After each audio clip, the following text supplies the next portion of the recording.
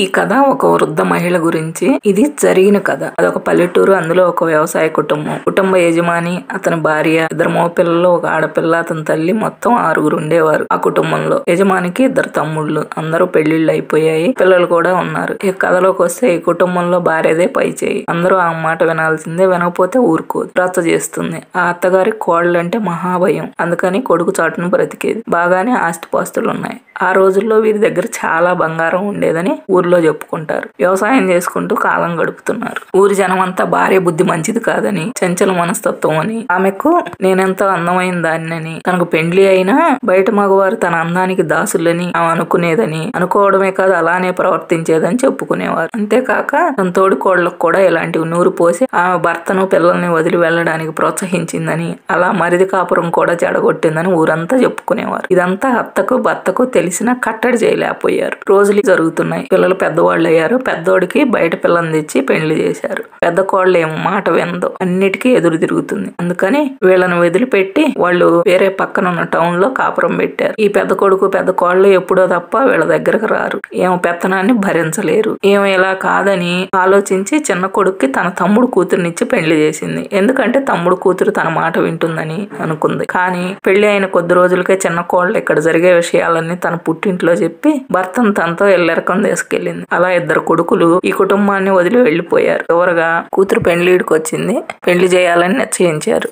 ఒక మంచి కుటుంబంలో బుద్ధిమంతుడైన పిల్లాడిని చూసి పెళ్లి చేశారు. కొన్నాళ్ళకు అల్లుడు అత్తగారింట్లో మామగారి తల్లి పరిస్థితిని మరియు అత్తగారి నైజాన్ని గ్రహించాడు. తన భార్య మరియు తాను అత్తగారింటికి రావడం పూర్తిగా తగ్గించేశారు. ఇలా పిల్లలందరూ ఆమె నైజం నచ్చక ఎవరి దారి వారు చూసుకున్నారు. ఇప్పుడు ఆ ఇంట్లో భర్త, అత్తగారు మరియు ఆమె మాత్రమే నివసిస్తున్నారు. అందరితో కళకళలాంటి ఇల్లు బోసిపోయింది. 10 గదులున్న పాతకాలం నాటి ఇల్లు. ఇక ఏమో బయట వారి కాపురాలు కూల్చుతున్నదని, మగవారిని తన వైపు తిప్పుకుంటున్నదని ఊరి జనం వాళ్ళ కుటుంబంతో మాట్లాడడం మానేశారు. దాదాపుగా వెలివేసినట్లు చేశారు. ఆమె కుటుంబం ఒంటరిదైంది. ఆమె తోడబుట్టిన వారికి కూడా ఇదంతా తెలిసి దూరం అయ్యారు. ఇవన్నీ చూసి భర్తకు అనారోగ్యం పట్టుకున్నది. ఎన్నో హాస్పిటల్స్ తిరిగారు, తగ్గటం లేదు. అయ్యో పాపం అని ఊరి జనం పలకరించడానికి వెళితే, మీకంటే చిన్న వయసు మా ఆయనది, అయినా మా ఆయనకు రోగం వచ్చింది, మీకేం రాలేదు, మాకెందుకు వచ్చింది, మీకెందుకు రావటం లేదు అని అంటుంటే జనం భయపడి పరామర్శించడం కూడా మానేశారు. కొన్ని రోజులకు భర్త చనిపోయాడు. అత్తా కోళ్ళు మాత్రమే మిగిలారు. ఇప్పుడు ఆమెకు ఎదురు చెప్పేవారే లేరు. ఈ పొలం పనులన్నీ ఏమే చూసుకుంటుంది. ఆమెకు అత్త ఒక అడ్డులాగా అనిపిస్తున్నది. అత్తను రాజీ రంపాన పెడుతున్నది. ఏం పొలం వెళ్లేది, అత్త ఇంట్లో పనులన్నీ సవరించేది. అత్తను ఎవ్వరితో మాట్లాడనిచ్చేది కాదు. ఊళ్ళో వాళ్ళు బలకరిచ్చినా కోళ్లకు భయపడి ఆమె ఎవ్వరితో మాట్లాడేది కాదు. ఒక రోజు అత్త తడిబండ మీద కాలు జారి కింద పడి కాలు విరిగింది. కట్టుకట్టి మంచంలో ఉంచారు. కోడలు అత్తకు అన్నం పెట్టి బయట బజారు తలుపు తాళం వేసి పొలానికి వెళ్లి రోజు సాయంత్రం ఇంటికొచ్చేది. ఇంటి లోపల అత్త ఒక్కటే ఉండేది. ఎలా ఉండేదో ఏమో ఇప్పుడు తలుచుకుంటే ఆశ్చర్యం వేస్తుంది. ఈ అత్తగారికి మంచంలోనే చేతికి అందేటట్టుగా ఒక తాడు కట్టి ఉంచేది. ఆమె ఆ తాడు సాయంతో కిందకు దిగడం, నడవడం, ఇంటి లోపలంతా తిరగడం చేసేది. జనానికి లోపల అత్త ఏం చేస్తున్నది కనపడదు. ఆమె బజారు తాళం వేస్తుంది. పుల్లలు ఎండబెట్టడం, చిన్నగా అంట్లు దోమడం లాంటివి చేస్తుంది బాధతో. చేయకపోతే కోళ్ళు ఊరుకోదు. అలా అత్తగారిని కూడా హింసలు పెడుతుంది. ఒక రోజు రాత్రి అత్తగారు నిద్రలోనే చనిపోయారు. ఇరిగిన కాలు మాత్రం తగ్గలేదు, ఎక్కడా చూపించలేదు. చనిపోయిన రోజు నేను మా వాళ్ళతో కలిసి ఆ ముసలవ్వ శవం పక్కన కూర్చున్నాను. అప్పుడు నా వయసు 8 ఏళ్లు ఉంటాయి. ఏమో తెలియదు, చనిపోయిన ఆమె దగ్గర నుంచి ఏదో ఒక వింతైన వాసన నా ముక్కు పట్టుకుంది. ఇంటికి వచ్చిన తర్వాత ఆ వాసన నన్ను వదలలేదు. అలా 10 రోజులు ఆ వాసన తప్ప నా ముక్కుకి ఇక ఏ వాసన తెలిసేది కాదు. ఇది నిజమా లేక భ్రమ అని ఇప్పటికే ఆలోచిస్తాను. మా వాళ్ళకి చెప్తే ఏం వాసన వచ్చింది, ఏం వాసన ఉండదులే, వదిలే అనేవారు. అయితే ఇప్పుడు కూడా నాకు ఆ వాసన గుర్తే ఉంది. ఇది భ్రమ అంటారా? కామెంట్లో చెప్పండి. ఇంతమందిని హింస పెట్టినేమో కదా ఎలా మలుపు తిరిగిందో చెప్పుకుందాం. అందరూ ఆమెను వదిలి వెళ్లారు. ఒంటరిదయింది. ఊర్లో ఉన్న ఎవరో ఒక అతనితో సన్నిహితంగా ఉంటుంది. అందుకని జనం ఎవ్వరూ పలకరు. పిల్లలను కూడా ఆమె దగ్గరకు పంపరు, వెళ్ళిపోతారంటారు. భర్త చనిపోయినా కానీ నిండు ముత్తైదువులా అలంకరించుకునే జనానికి అది నచ్చేది కాదు. జనం ఆమెను పట్టించుకోవడం మానేశారు. కొన్ని సంవత్సరాలు గడిచాయి. ఆమె ఉంటున్న ఇల్లు ఓ పక్క నుంచి కూలిపోతున్నది. అన్ని గదులు కూలిపోయాయి. చివరకు ఒక్క గది మాత్రమే ఉంది. అందులోనే ఆమె ఉండేది. ఎవ్వరు, ఆమె పిల్లలు గాని, తోడబుట్టిన వారు గాని, బంధువులు గాని, ఇరుగు పొరుగు వారు గాని ఎవ్వరూ పట్టించుకోరు. అనాథ బ్రతుకయింది. ఒక రోజు నేను బయట బజార్లో పిల్లలందరితో కలిసి ఆడుకుంటుంటే అమ్మాయి అని పిలిచింది.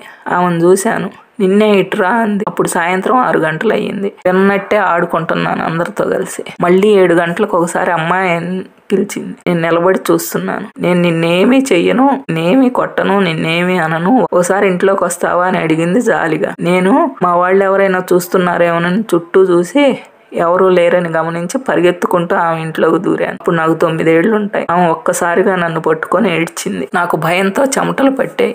ఏడవగా కమ్మమ్మ అన్నాను. ఆమె కళ్ళు తుడుచుకొని నన్ను వంటగదిలోకి తీసుకెళ్ళింది. అక్కడ పళ్ళెం నిండా పూరీ కూర తయారు చేసి తినటానికి రెడీగా పెట్టింది. నాకు పీట వేసి కూర్చోమంది. తను కూడా నా ఎదురుగా కూర్చున్నది.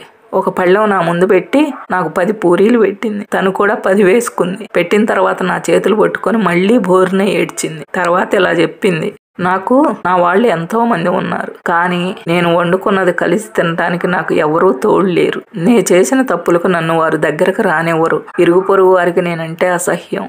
నా కోసం వచ్చిన దానివి నువ్వు ఒక్కదానివే, మన ఇద్దరం కలిసి తిందాం అని అడిగింది. వద్దమ్మమ్మ, నాకు వద్దు అన్నాను. ఎందుకంటే మా వాళ్ళు తంతారన్న భయం. అందుకు ఆమె, ఎవరూ చెప్పర్లే నువ్వు ఇక్కడికి వచ్చినట్టు, మన ఇద్దరం కలిసి తిందాం, నాతో కలిసి తినటానికి ఎవ్వరూ లేరు, ఎవ్వరూ రారు కూడా, ఉండమ్మా తిందాం అంది. నాకు ఆమెను చూసి జాలేసింది.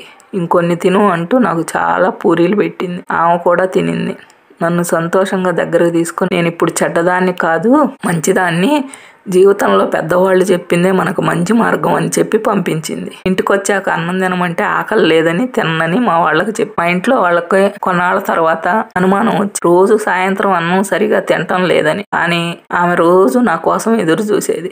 తినడానికి ఏమన్నా చేసి రెడీగా ఉండేది. నేను పొద్దుకోకంగానే లటుక్కన ఇంట్లో దూరిపోయేదాన్ని. మేమిద్దరం కలిసి తింటూ తాను చేసిన తప్పొప్పులను చెప్పేది. అప్పుడప్పుడు కళ్ళు తుడుచుకునేది. అట్లా చూసినప్పుడు ఆమంటే నాకు చాలా జాలి, ఇష్టం రెండూ ఉండేవి. ఎవరు వద్దని చెప్పినా కొట్టినా నేను ఆ అమ్మమ్మ దగ్గరికి వెళ్ళాలనే నిశ్చయించుకున్నాను. ఆ అమ్మమ్మకు వయసు పెరిగిపోతుంది, శుక్లాలు వచ్చాయి. ఒకరోజు నాకు చెప్పింది, నేను చుక్కడం నేయించుకుంటున్నాను, ఈ 5 రోజులకు సరిపడా అన్ని కొనుక్కొచ్చుకొని మంచం పక్కన బొట్టలో పెట్టుకుంటాను, ఏమీ వండను, నువ్వు రోజు వస్తూ ఉండు అని అడిగింది.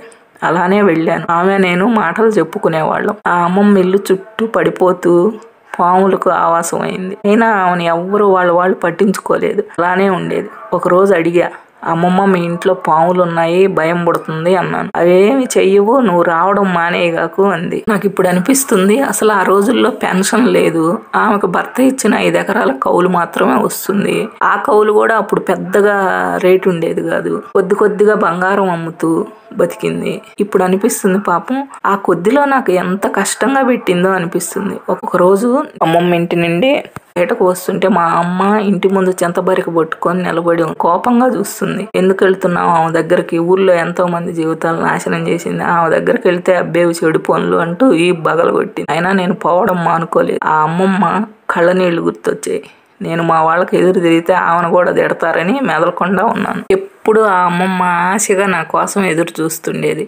రోజులు గడిచే కొద్దీ ఆ అమ్మమ్మకు మతిమరుపు వచ్చింది. తన పనులు చేసుకోవడం కూడా కష్టమైంది. ఒకరోజు ఆ అమ్మమ్మ వాళ్ళ చుట్టాల వాళ్ళ ఫంక్షన్కి వెళ్ళినప్పుడు వాళ్ళ మనవరాలు నాకు కనపడింది. నా వయసే ఉంటుంది. ఆ అమ్మాయితో, మీ నాయనమ్మకు తెలివి ఉండట్లేదు అని చెప్తే, ఏమో సావని, మా వాళ్ళు అసలు ఆమె జోలే వద్దంటున్నారు అంది. ఆ అమ్మమ్మ చిన్నగా డసిలిపోతుంది రోజు. నేను వెళితే సంతోషంగా ఉంటుంది. నేను తప్ప ఆమెతో మాట్లాడే వాళ్లే లేరు. చాలా సార్లు బడికి వెళ్తున్నానని చెప్పి డొమ్మ కొట్టి ఆ అమ్మమ్మతో ఉండేదాన్ని. స్కూల్ వాళ్ళు ఇంట్లో కంప్లైంట్ చేస్తుండేవాడు. అయినా ఆ రోజుల్లో పెద్దాళ్ళకి చదువు మీద పెద్ద ధ్యాస ఉండేది కాదు. ఇప్పట్లాగా పొద్దున్న లేస్తే పొలానికి పోతారు. మా మీద పెద్ద శ్రద్ధ ఉండేది కాదు. సడన్ గా ఒక రోజు మా వాళ్ళు చెప్పారు, మనం ఈ ఊరు వదిలి వెళ్ళిపోతున్నాం అని చెప్పారు. నాకు ఏడుపు వచ్చింది ఆ అమ్మమ్మని తలుచుకొని. ఆ అమ్మమ్మ కూడా నన్ను పట్టుకొని బోరుని ఏడ్చింది. నాకు చెప్పింది, నలుగురు నడిచింది దారి, ఆ దారిలో మనం సాఫీగా నడిచిపోతాము. ఎప్పుడు పెద్దవాళ్ల మాటలు పెడచెవిన పెట్టగాకు. అమ్మా నాన్న మన మంచి కోసమే ఆలోచిస్తారు, వారికి ఎప్పుడు ఎదురు తిరగగాకు. దేహం మీద మోహం వద్దు, దేనికి ఆశపడగాకు, ఈ ఎప్పుడు చెయ్యగాకు. చేస్తే అందుకు నా జీవితమే ఉదాహరణ. నాకెవ్వరూ లేరు, ఎవరు మనతో ఉండరు, బాగా చదువుకో అని చెప్పింది. ఆ తర్వాత మేము ఆ ఊరికి వెళ్ళలేదు. ఆ అమ్మమ్మ అదే ఇంట్లో ఉంటుంది అని చెప్పారు. అందరి చేతకారాలతో ఆమె 100 ఏళ్లు పైబడి బతికింది. తెలిసిన వాళ్ళని విచారిస్తే 4 సంవత్సరాల క్రితం చనిపోయింది. ఉక్కిష్టం వెళ్ళబోసింది అని చెప్పారు. ఇది దలుచుకొని కళ్ళు మూసుకున్నప్పుడల్లా నాకు ఆ అమ్మమ్మ బొమ్మే మెదులుతుంది. వయసులో ఉన్నప్పుడు ఆమె చేసిన పనులకు ఆమె జనం అందరి దృష్టిలో చెడ్డది. ఆమెలో పశ్చాత్తాపము మార్పు వచ్చిన తర్వాత చూసిన నాకు ఆమె ఎంతో మంచిది. వయసులో ఉన్నప్పుడు ఎవరో చెప్పినా వినకుండా అహంతో చేసిన పనులు చివరి వయసులో ఎలా శాపాలయ్యాయో అనిపిస్తుంది. ఇది జరిగింది. మీరు కూడా ఇలాంటివి చూసారా? చాలా మంది జీవితాల్లో ఇలాంటి అనుభవాలు ఎన్నో చూసుంటారు. ఇది మీకు నచ్చితే లైక్, షేర్, సబ్స్క్రైబ్, కామెంట్ చేయండి.